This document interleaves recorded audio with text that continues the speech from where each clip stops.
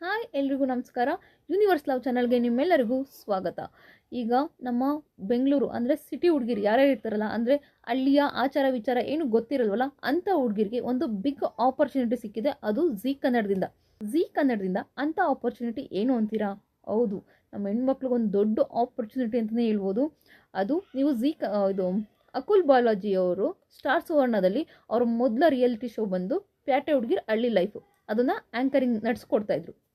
ಈಗ ಅದೇ ರೀತಿ ಅವರೇ ಅಕುಲ್ ಬಾಲಾಜಿ ಅವರೇ ಸೇಮ್ ರಿಯಾಲಿಟಿ ಶೋನ ಈಗ ಝೀ ಕನ್ನಡದಲ್ಲಿ ನಡೆಸ್ತಿದ್ದಾರೆ. ನಮ್ಮ ಹುಡುಗಿರ್ಗಂತೂ ಒಳ್ಳೆ ಆಪರ್ಚುನಿಟಿ. ಅದರಲ್ಲಿ ಬರೋ ಟಾಸ್ಕ್ಗಳಿರ್ಬೋದು, ಅವ್ರು ಮಾಡೋ ಪ್ರತಿಯೊಂದು ಹಳ್ಳಿ ಆಚಾರ ವಿಚಾರ ಅಲ್ಲೆಲ್ಲ ತಿಳ್ಕೊಳ್ಳೋದಿರ್ಬೋದು, ಒಬ್ಬೊಬ್ರು ಕೊಡೋ ಟಾಸ್ಕ್ ಇರ್ಬೋದು, ಅದ್ಭುತವಾಗಿರುತ್ತೆ. ನೋಡೋದಕ್ಕಂತೂ ಫುಲ್ಲು ಎಂಟರ್ಟೈನ್ಮೆಂಟ್ ಆಗಿರುತ್ತೆ. 2011 2012 ಇದರಿಂದನೇ ಸ್ಟಾರ್ಟ್ ಆಗಿದೆ ಅನಿಸುತ್ತೆ ನನಗೆ ಫಸ್ಟ್ ರಿಯಾಲಿಟಿ ಶೋ ಪ್ಯಾಟೆ ಹುಡುಗಿರ ಹಳ್ಳಿ ಲೈಫು. ನನಗೆ ಗೊತ್ತಿರೋ ಪ್ರಕಾರ, ನಿಮ್ಗೆ ಯಾರಿಗಾರು ಗೊತ್ತಿದ್ರೆ ಕಮೆಂಟ್ ಬಾಕ್ಸಲ್ಲಿ ಕಮೆಂಟ್ ಮಾಡಿ ಎಷ್ಟನೇ ಇಸ್ವಿಲಿ ಪ್ಯಾಟೆ ಹುಡುಗಿರ ಹಳ್ಳಿ ಲೈಫ್ ಸ್ಟಾರ್ಟ್ ಆಗಿದ್ದು ಅಂತ. ಆಗ ಪ್ರತಿಯೊಬ್ಬರು ಮನೇನು ಕುತ್ಕೊಂಡು ಒಂದು ರಿಯಾಲಿಟಿ ಶೋ ನೋಡ್ತಿದ್ರು ಅಂದರೆ ಅದು 100% ಪ್ಯಾಟೆ ಹುಡುಗಿರ ಹಳ್ಳಿ ಲೈಫ್ ರಿಯಾಲಿಟಿ ಶೋನೇ ಪ್ರತಿಯೊಬ್ಬರು ಮನೇಲೂ ಕೂಡ ನೋಡ್ತಾಯಿದ್ದು.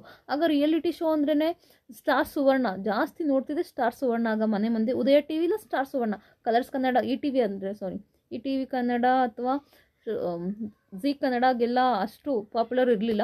ನೀವು ಅಬ್ಸರ್ವ್ ಮಾಡಿ ಸ್ಟಾರ್ ಸುವರ್ಣನ ಝೀ ಕನ್ನಡ, ಕಲರ್ಸ್ ಕನ್ನಡದವರು ಎಷ್ಟು ಫಾಲೋ ಮಾಡ್ತಾರೆ ಅಂತ. ಮೊದಲಿಗೆ ಈ ರಿಯಾಲಿಟಿ ಶೋಗಳು ಸ್ಟಾರ್ಟ್ ಮಾಡಿದ್ದು ಸ್ಟಾರ್ ಸುವರ್ಣನೇ. ನಂತರ ಅದು ಅಲ್ಲದೆ ತೆಲುಗು ಮತ್ತು ಹಿಂದಿ ಸೀರಿಯಲ್ಗಳನ್ನೆಲ್ಲ ಡಬ್ಬಿಂಗ್ ಮಾಡೋದಕ್ಕೆ ಸ್ಟಾರ್ಟ್ ಮಾಡಿದ್ದು ಕೂಡ ಸ್ಟಾರ್ ಸುವರ್ಣನೇ, ಅಂದರೆ ರಾಧಾಕೃಷ್ಣ, ಮಹಾಭಾರತ ಇದನ್ನೆಲ್ಲ. ನಂತರ ಝೀ ಕನ್ನಡ ಮತ್ತು ಕಲರ್ಸ್ ಕನ್ನಡದವರು ಮಧ್ಯಾಹ್ನ ಹೊತ್ತು ಏನು ಬರುತ್ತಲ್ಲ ಆ ಸೀರಿಯಲ್ಗಳನ್ನೆಲ್ಲ ತೆಲುಗು ಹಿಂದಿ ಸೀರಿಯಲ್ಗಳನ್ನೆಲ್ಲ ಡಬ್ಬಿಂಗ್ ಮಾಡೋದಕ್ಕೆ ಸ್ಟಾರ್ಟ್ ಮಾಡ್ತು.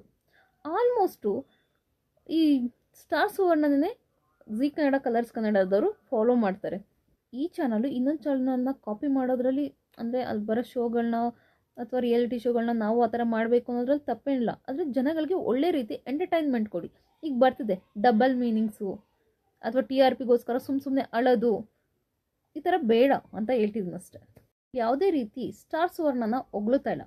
ಇಲ್ಲಿ ನೀವೇ ಅರ್ಥ ಮಾಡ್ಕೊಳ್ಳಿ, ಇತ್ತೀಚೆಗೆ ಬರೋ ರಿಯಾಲಿಟಿ ಶೋಗಳಲ್ಲಿ ಅಯ್ಯೋ ಸುಮ್ಮನೆ ಅಳೋದು ಅಥವಾ ಸುಮ್ಮನೆ TRPಗೋಸ್ಕರ ಏನೇನೋ ಮಾಡೋದು, ಚೆನ್ನಾಗಿ ಆಡೋರ್ಗೆ ಬೆಲೆ ಇಲ್ಲ ಅಥವಾ ಚೆನ್ನಾಗಿ ಡ್ಯಾನ್ಸ್ ಮಾಡೋರ್ಗೆ ಬೆಲೆ ಇಲ್ಲ.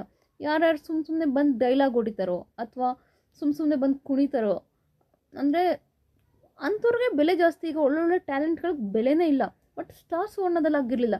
ಅಲ್ಲಿ ಬರೋ ಇದು ಡ್ಯಾನ್ಸ್ ಶೋ ಇರ್ಬೋದು, ಅಲ್ಲಿ ಬರೋ ಈ ಥರ ಪ್ಯಾಟೆ ಹುಡುಗಿರ ಹಳ್ಳಿ ಲೈಫ್ ಇರ್ಬೋದು, ಅಲ್ಲಿ ಅಕುಲ್ ಬಾಲಾಜಿ ನಡೆಸ್ಕೊಡ್ತಿದ್ದ ರೀತಿ ಅದ್ಭುತವಾಗಿತ್ತು. ನಿಜವಾಗ್ಲೂ ಹೇಳ್ತಿದ್ದೀನಿ, Star Suvarna is best reality ಶೋಗಳಲ್ಲಿ.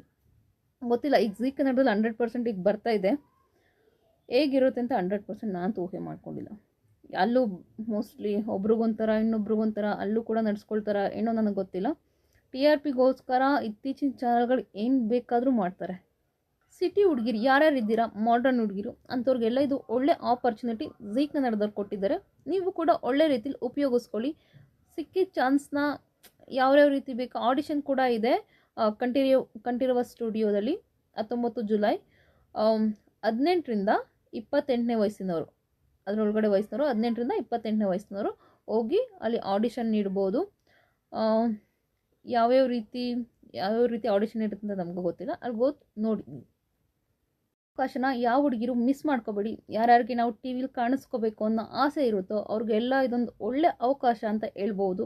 ಇನ್ನೊಂದ್ಸಲ ಹೇಳ್ಬಿಡ್ತೀನಿ ನೋಡಿ, 19 ಜುಲೈ ಕಂಠೀರವ ಸ್ಟುಡಿಯೋದಲ್ಲಿ ಆಡಿಷನ್ ನಡೆಯುತ್ತೆ.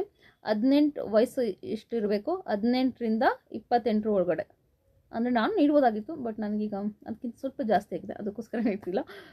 ಸಾರಿ, ನಾನು ನಿಮ್ಗೆ ಇನ್ನೊಂದು ಅಂಶ ಹೇಳೋದು ಮರ್ತ್ಬಿಟ್ಟೆ. ಹೋಗ್ಬೇಕಾದ್ರೆ ಒಂದು ಪಾಸ್ಪೋರ್ಟ್ ಸೈಜ್ ಫೋಟೋ ಹಾಗೆ ಆಧಾರ್ ಕಾರ್ಡ್ ತೊಗೊಂಡೋಗಿ. Thank you. ಆಡಿಷನ್ ನೀಡೋರು ಸುಮ್ಮನೆ ನೀಡೋಕ್ಕೆ ಹೋಗ್ಬೇಡಿ. ఎందుకంದ್ರೆ ಸ್ವಲ್ಪ ಫಿಟ್ಟಾಗೂ ಇರಬೇಕು, ಸ್ವಲ್ಪ ಸ್ಟ್ರೆಂತ್ ಕೂಡ ಇರಬೇಕು, ಸ್ವಲ್ಪ ಟ್ಯಾಲೆಂಟ್ ಕೂಡ ಇರಬೇಕು, ಸ್ವಲ್ಪ ಬುದ್ಧಿವಂತಿಕೆ ಕೂಡ ಇರಬೇಕು.